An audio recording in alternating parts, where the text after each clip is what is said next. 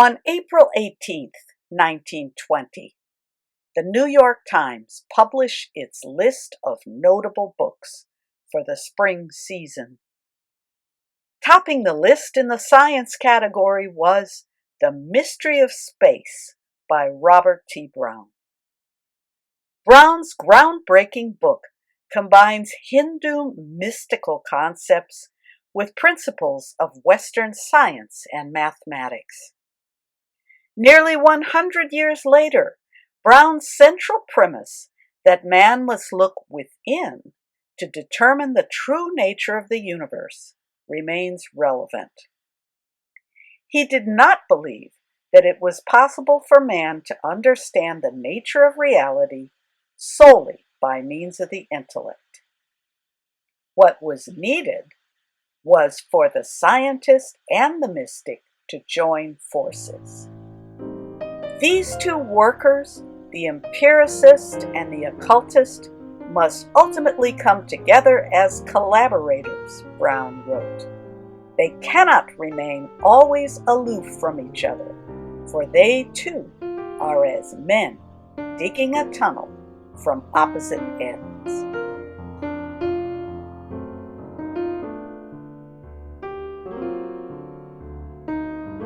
When The Mystery of Space was published, neither the book's publisher or the readers of this remarkable treatise knew that its author was an African American. After consulting with famed bibliophile Arturo Schomburg and other of his friends in Harlem's black intelligentsia, Robert T. Browne had decided to keep his race a secret. This was a tactic Browne would use when convenient over the next few years, listing himself in the census as white in 1920 and Indian in 1930, while living in an all-white neighborhood in Brooklyn.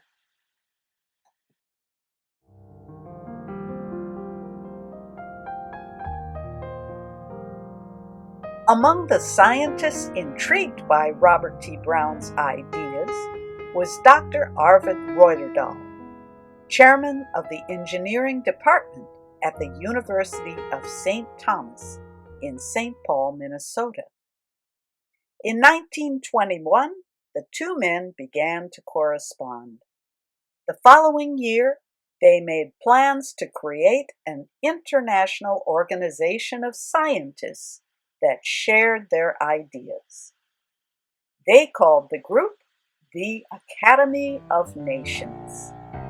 For the next 4 years, Reuterdahl and Browne worked to create the group they hoped would become, quote, the foremost learned society of the world. Reuterdahl dreamed of a home in the United States for his fledgling academy, a campus of buildings that would include a large meeting room and a library. To fund this project, he planned to attract the interest of automobile mogul Henry Ford by writing an article about the Academy of Nations in Ford's disgusting anti-Semitic rag, the Dearborn Independent.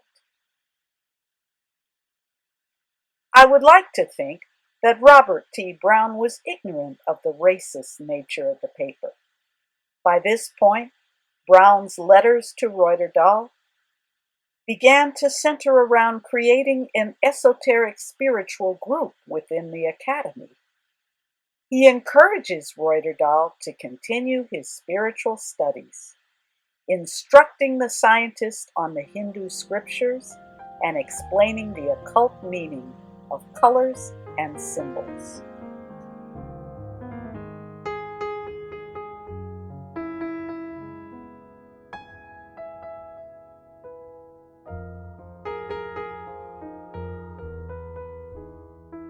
On a hot, muggy day in the summer of 1925, Browne apologized to Reuterdahl for having been out of touch. "I shall be greatly relieved when my book is finally published," he wrote. "The great task will have been discharged then." That fall, Robert T. Browne published his novel Cabriba, using the pen name of Mullah Anaranda. Part travelogue, part fantasy, and part spiritual instruction manual, Cabriba is the story of Matandra, a mixed-race upper-caste Indian living in London. After a strange Sanskrit scroll appears miraculously by his bedside, Matandra travels to the Orient in search of answers. While Cabriba is filled with exotic tropes of the time, camel caravans, Tibetan lamas, Egyptian sorcerers, and romantic encounters with beautiful women, its story is also a metaphor for the spiritual journey. Our hero experiences a series of trials and tribulations in order to discover his true divine nature.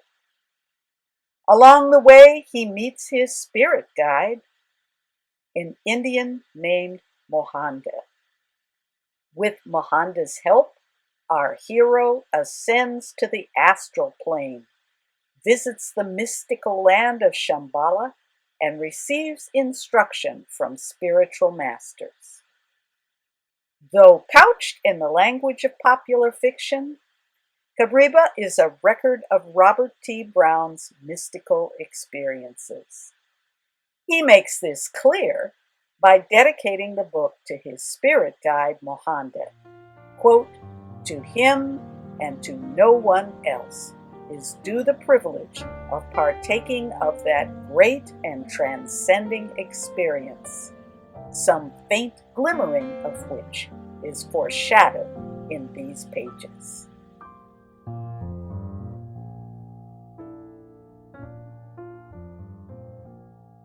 In 1925, Browne begins to sign all his letters to Reuterdahl with the name Mullah Anaranda, Mullah being adaptation of the Arabic designation for a man learned in theology. It is likely that this photo of Robert T. Browne was taken during this period. Although Arvid Reuterdahl contributed a positive review of Robert's new book, the bond between the two men had begun to weaken. When Dr. Reuterdahl formed a new spiritual group called the Theistic Society in 1926, Robert T. Browne was not invited to participate.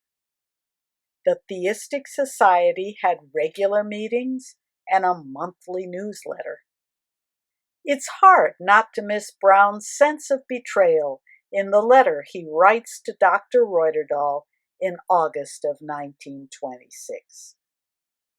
Does the organization of this society imply in your own mind the abandonment of the A of N as being impracticable of realization, he writes? Is it not an act of implicit abandonment? I am frankly bewildered. It must have frustrated Browne no end to be dependent on the quixotic scientist. But it was 1926. African Americans did not present papers at prestigious academic conferences, nor were they likely to be accepted as authorities in their field by scientists in Germany, France, or Italy. To reach his dream of an international society of elite minds, Robert T. Browne needed a spokesman. In a desperate attempt to hold Reuterdahl's interest, he resorted to flattery. "Your value to the earth and to the universe is so great and so far-reaching at the present time that it is incomprehensible," Browne wrote. If you knew, it would be incredible to yourself for a time at least. But apparently, Arvid Reuterdahl was ready to move on. If Browne exchanged any further letters with Reuterdahl after 1926, they did not survive.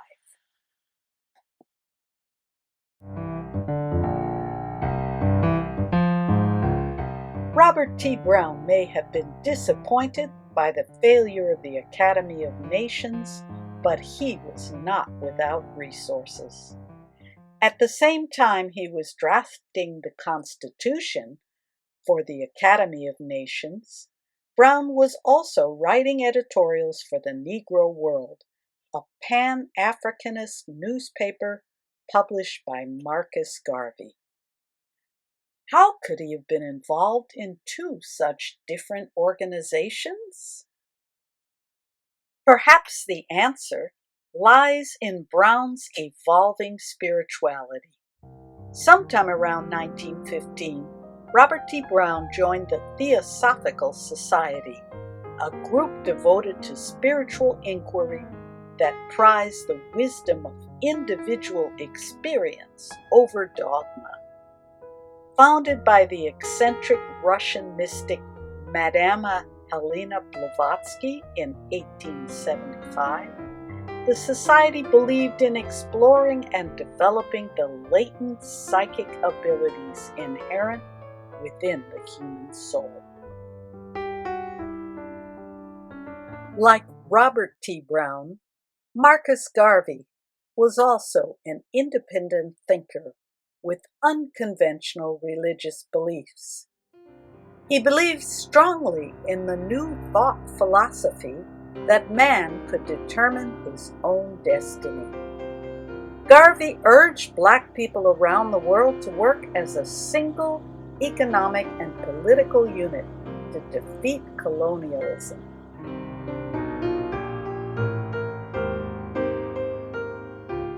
The unprecedented popularity of Garvey's organization set off alarm bells in Washington, where J. Edgar Hoover's FBI quickly set out to undermine Garvey's influence.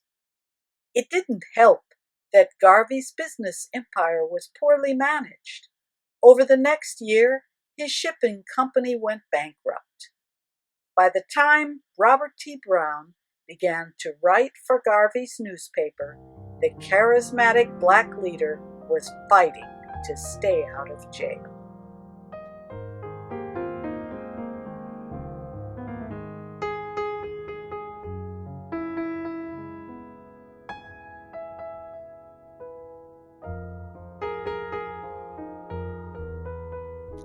In 1923, Marcus Garvey was sent to jail for mail fraud.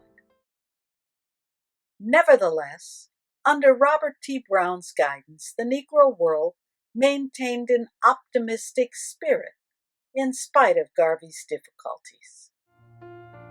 "We have cried to all the gods there are," Browne writes in August of 1929. "And now the time has come that we, by our own efforts, must raise ourselves from slaves and underlings to take our place among the others of the sons of men. Our future is in our hands," Browne writes. "Face outward, but look inward to your true divine nature for strength and sustenance in these difficult times." But Garvey's movement continued to flounder. In October of 1933, the Negro World closed its doors permanently. But as usual, Robert T. Browne was not without resources. Using the connections he'd made working as a clerk for the War Department, he found a job in the Philippines with the U.S. Quartermaster Corps. In the next episode, we'll take a look at the dramatic events that unfolded in Robert T. Browne's life during this eventful period.